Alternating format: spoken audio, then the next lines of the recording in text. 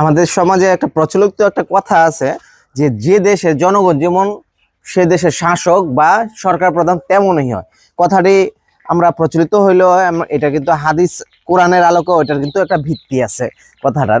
আসলে একটা দেশের জনগণ যখন সৃষ্টিকর্তার ইবাদত বন্দেগী থেকে অনেক দূরে চলে যায়, যে যার ইচ্ছা মতো যে যার ইচ্ছা মতো নৈতিকতা সত্যতা নৈতিকতার জায়গা থেকে দূরে সরে যায়, প্র্যাকটিস করে না, তখন আমাদের শাসকদের মনে আল্লাহর তরফ থেকে ওই রকম জালিম প্রকৃতির মন মানসিকতা তৈরি করে দেয় যেন ওই জাতির উপর ওই রকম ধরনের অত্যাচার নিপীড়ন চলতে থাকে।